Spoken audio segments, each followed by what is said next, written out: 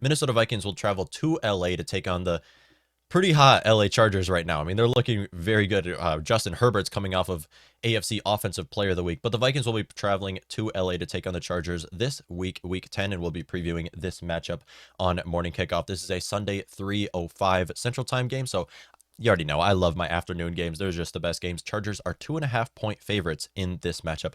A couple notable faces on this Chargers team. We have Linval Joseph coming back. I love Linval Joseph, one of my favorite Vikings ever, and he's done an okay job with them, but as a whole, he's supposed to be there to stop the run, and they haven't been doing very good at that so far this season. So I'd expect this is his last season with the team, but I love the guy. Last time the Minnesota Vikings played the LA Chargers, we also were playing in LA. Thing is, we weren't playing in SoFi Stadium. We were playing in a different stadium. And that was when Mike Boone had his breakout game. Vikings destroyed them in that game, 39-10. Vikings had 7 turnovers, and this was just 2019 that they played him. Mike Boone had a breakout game. He had 2 rushing touchdowns in that game. Just Vikings dominated that game, front, back, and center on all cylinders. And this is that 17th game. Vikings, we play 2 divisions, then we also have our divisional games, and then we also have that 17th game, which this is our 17th game where we're playing. The NFC North is playing the AFC West and then splitting it by ranking. So we ranked second last year, so we're going to be playing the second team in the AFC West, which would be the Chargers. Talking about the AFC West, that is a tough division right now. I mean, Chargers are on top of that division 5-3. Everybody in that division has 5 wins. I mean, they're unstoppable. One of the best divisions in football. I'm glad we're playing the Chargers and not the Chiefs. Actually, right now, I'd rather play the Chiefs. You saw the Chiefs just beat the Packers barely, and that was without Aaron Rodgers, too, and they barely beat the Packers. I can't believe that. Anyways, Minnesota Vikings playing the LA Chargers this week. We'll be previewing this matchup on this episode of Morning Kickoff, starting off by taking a look at the Vikings Wednesday injury report. Once again, a long list of injuries for this Vikings team, starting off by taking a look at our COVID players. Harrison Smith will miss another week because he's still on the COVID reserve list, and we'll see Cam Bynum step up. Garrett Bradbury will miss another week. Ryan Connolly will miss another week because of COVID, and then obviously, we have our practice squad players, the couple practice squad guys.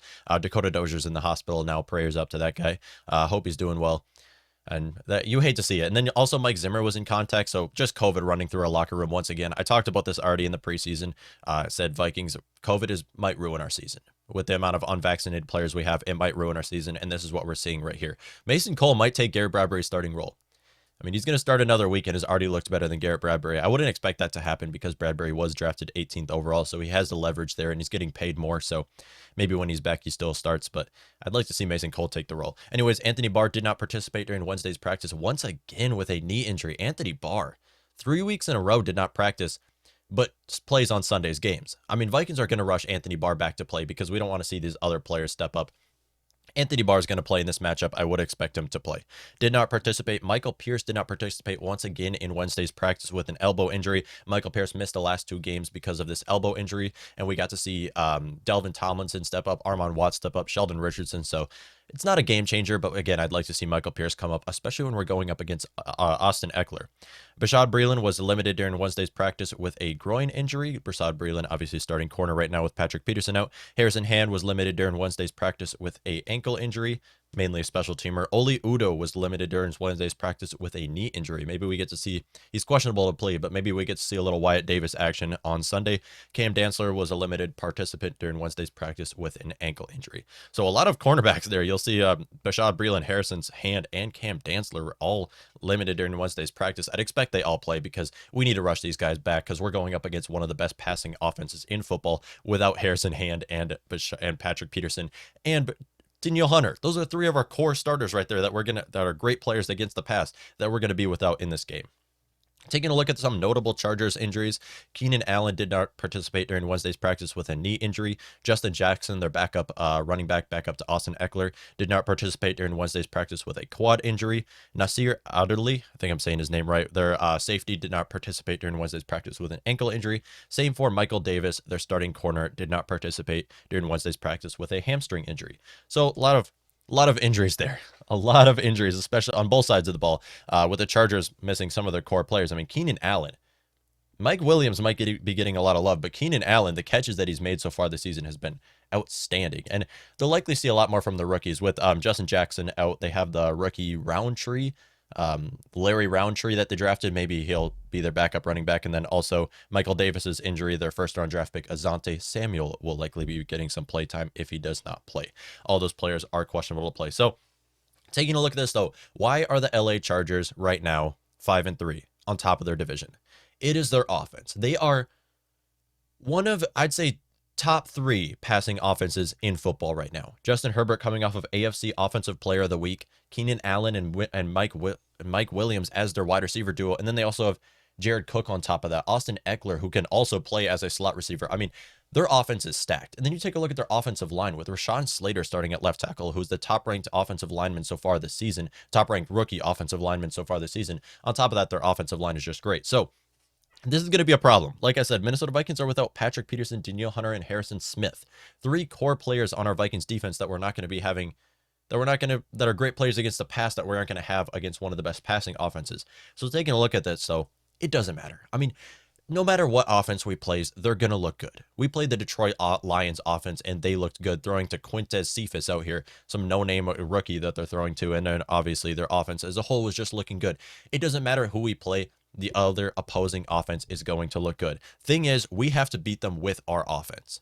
It's going to be another high-scoring game. We're going to see this again where the Vikings are going to have another very close game, maybe another overtime game. This would be the 4th overtime game of the season if that happened. But taking a look at their offense so far, they're 9th in total yards, 5th in passing yards, 8th in third down conversion, and 22nd in rushing yards.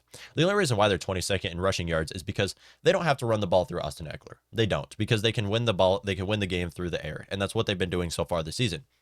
Thing is, with that being said, that doesn't mean they don't make mistakes. That doesn't mean Justin Herbert is a veteran. He's on his 2nd year. He's thrown 6 interceptions and has a fumble so far in the season. That's twice the amount of turnovers as Kirk Cousins has. So looking at that, Justin Herbert, Vikings can capitalize on these mistakes, assuming that they can, because it seems like every time we get a turnover, our offense is not able to turn that into points. But again, 6 interceptions and a fumble. We could see our Vikings defense able to step up, as the last time we played the Chargers, we had 7 turnovers. But again, that was when Phillip Rivers was their quarterback. That was not when Justin Herbert was their quarterback. Huge improvement from Phillip Rivers, at least when you're taking a look at his last few seasons with the team. Taking a look at that, though, Chargers defense. How does the Chargers defense look? The reason why the Chargers are 5-3 right now and not 9-0, or, well, that doesn't add up, not 8-0, is because that defense is god awful. I mean, the Chargers defense are the worst team against the run so far this season. 15th in yards allowed, 23rd in points allowed, and 29th in third down conversion. So third down percentage. Taking a look at that though, Vikings are going to have to win this game with offense. There's no question about that. They're going to have to win this game with Dalvin Cook and through the air, assuming Cook plays. Now, Cook is going to play. I mean, even with all the allegations and everything going on, he's going to play. Vikings, there's no reason on sitting Cook out. And I mean, we're not going to get into that whole story right now, but you look at it, Cook is going to play in this matchup. There's no question about that.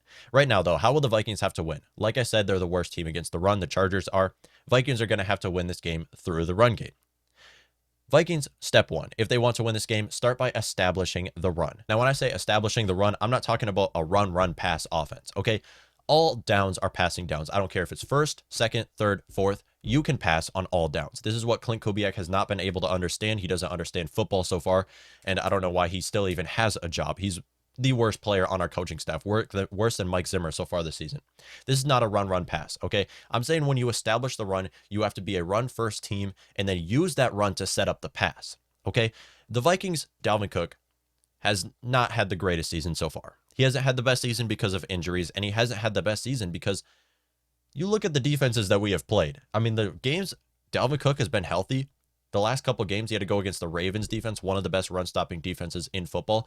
Week before that, he had to go against the Cowboys, same thing with them. Now he's going against the Chargers, okay?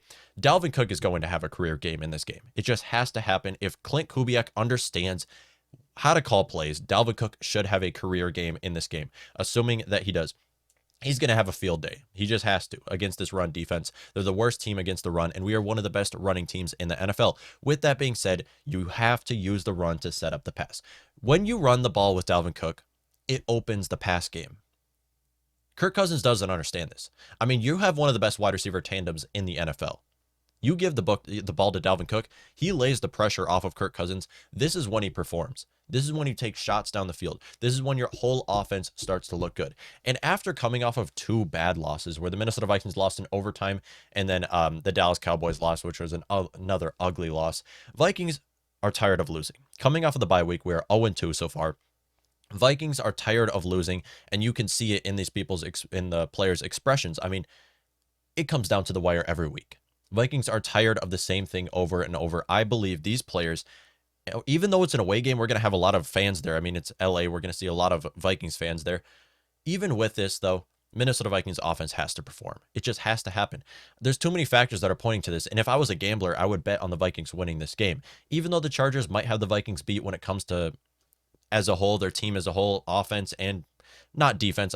Defense, even the Chargers might have us beat there because of how bad our defense has been the last couple weeks. But you use the run to set up the pass, and that's how the Vikings should run their game. But again, it does come to the, and then extending your lead. Okay, this is another big thing. Vikings use the run to set up the pass. Extend your lead. Okay, Clint Kubiak, please, somebody has to tell this guy, because it's 8 weeks. We are now going into week 10 of the NFL. We're going into week 10. Clint Kubiak has to realize what the problem is. He has to realize he's the problem. I refuse to believe that he still is dismissing the fact that he has called 3 terrible games, losing us each of those games. Actually, more than that, I was surprised that we even beat the Carolina Panthers and Detroit Lions. He called those games terribly as well. Clint Kubiak is the reason why we are losing these games, and he has to realize that. He just has to at this point. Yes, he might be a terrible offensive play caller, but he's our guy we have to stick with right now. He is. There's nobody we can promote on our coaching staff to be our next offensive coordinator. He has to understand, and Mike Zimmer too, I'm throwing him into the mix.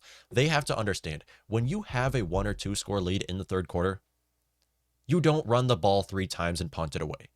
This is not rocket science. You have to extend your lead, or you're going to see the same thing where you go into overtime against the Baltimore Ravens, where you go into overtime against the Carolina Panthers, where you nearly blow a lead against the Detroit Lions as well. I mean, Clint Kubiak just has to realize this. Don't use how he looks in the first drive. That's the offense I want to see the Vikings run all game. Is it going to happen? I have very low expectations, but I have high expectations for these Vikings playmakers that I believe that Dalvin Cook will be able to really win us this game when you take a look at this, though. And then taking a look at the defense, though, it really comes down to the blitz and turnovers. I mean, Vikings without blitzing, without Danielle Hunter, it's going to be hard to get to the passer. Justin Herbert, the Chargers offense, one of the best passing offenses in football. They're going to pass, and the Vikings will have to blitz Anthony Barr, blitz Eric Kendricks, blitz Harrison. No, Harrison Smith's not going to be out there. Xavier Woods and some of these other players, but low expectations for this Vikings defense, high expectations for this Vikings offense. And that's why for the bold prediction of the week in this matchup, yes, I sound very high. I don't want to get you guys' hopes up here, but bold prediction of the week, Vikings offense will get over 400 yards of offense. So I think I had this prediction earlier in the season. Maybe it was against the Detroit Lions. I had this prediction. They did not get 400 yards of offense, and that's because of Clint Kubiak. And that's because of Mike Zimmer. Vikings did not get 400 yards of offense. I believe in this game they will. They just have to realize that they're the problem at this point. I mean, we're going into week 10. They have to realize what needs to change. And if you start by running the ball through Dalvin Cook, you're setting up the pass game. You're opening up the pass. Vikings offense, everyone should just have a field day against this Chargers defense. It just has to happen. And even though it's an away game, you're still playing an indoor stadium. Like Vikings are used to playing indoors. You're playing on an indoor stadium, and you're going to hear skull chants going on. It's going to feel like a home game for the Vikings because you're playing in LA. It's going to feel like a home game. There's a lot of Vikings fans out there, and I believe that will happen with the Vikings offense, assuming Dalvin Cook plays. I'm 90% sure Dalvin Cook will play. I mean, with the allegations, it's possible that they sit him out this game. I just don't think that's going to happen. Even if he does sit out, maybe we do see someone else come in, like we did see against the Chargers 2 years ago in 2019. We saw Mike Boone step up and get 2 rushing touchdowns in that game. Mike Boone is actually in their division now. He's playing with the Broncos in their division. So for the final prediction in this matchup, again, I don't want to get you guys' hopes up. I really don't. But I believe the Vikings will win this game. Will it matter in the end? Probably not. But I think the Vikings will win this game, and the offense will look great. Vikings will win this game 34-31. Maybe we see another overtime game. Hopefully not. I'm tired of every week getting stressed and then getting let down by my team. This week, I just have to predict my Vikings to win because there's too many factors with the Vikings that are pointing to the Vikings winning this game. There are. I mean, the only thing holding us back so far right now has been the coaching staff and our cornerback room. And injuries and penalties. Okay, there's actually a lot of things. I can make a pie chart and have about 10 things that have held the Vikings back so far this season. But what it hasn't been are our offensive playmakers. It's been the play callers. I mean, Justin Jefferson, we know he's a great receiver. You see Jefferson in the back right now. Thielen, we know he's a great receiver. Dalvin Cook, again, our offense, we are loaded with playmakers. Too many playmakers to not have a 400 or more yard game against the LA Chargers defense. Let me know what y'all think.